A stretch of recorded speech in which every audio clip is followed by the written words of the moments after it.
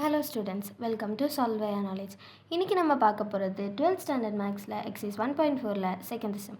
In a competitive exam, 1 mark is given for every correct answer and 1/4 mark is deducted for every wrong answer. The student answers 100 questions and got 80 marks.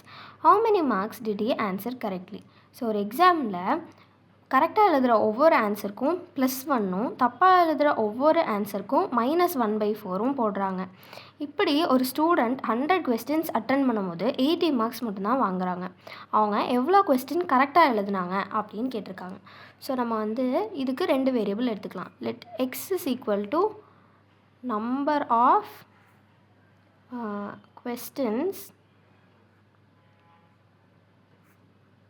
answered correctly.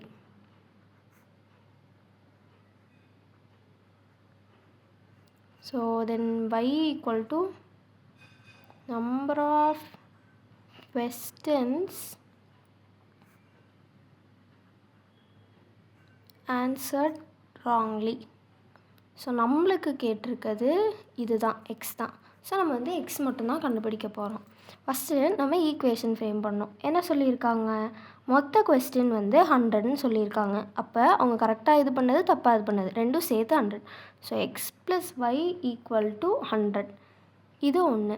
இன்னொன்று என்ன சொல்லியிருக்காங்க, ஒரு கொஸ்டினுக்கு +1 ஆகும். அதாவது கரெக்டாக எழுதின X கொஸ்டின்ஸ்க்கு உங்களுக்கு எக்ஸ் மார்க்ஸ் கிடச்சிருக்கும்.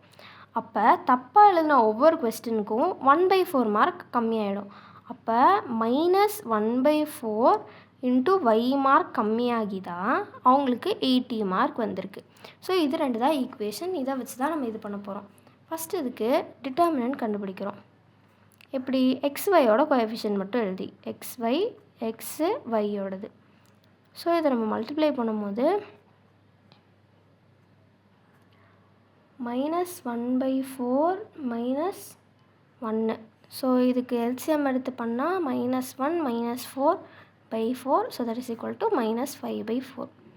அடுத்து டிட்டர்மினன்ட் ஆஃப் எக்ஸ் என்ன பண்ணணும், எக்ஸோட கோஎஃபிஷியன்ட்டுக்கு பதிலாக கான்ஸ்டன்ட் எழுதணும். அதாவது 100 80 1 -1/4. So that is equal to 100 into -1/4 -80. So that is 100 into இதுங்கிறது -25 -80 தட் இஸ் ஈக்குவல் டு -105. நம்மளுக்கு என்ன வேணும், எக்ஸ் வேணும். எக்ஸுங்கிறது என்ன, determinant of x by determinant. So that is equal to -105 by -5/4. So இந்த மைனஸ் கேன்சல் ஆகிடும். So it becomes 105/5 into 4. So இது 21 into 4 that is equal to 84. அப்போ என்ன கேட்டிருக்காங்க, எக்ஸோட வேல்யூ 84னா number of correctly answered questions equal to 84.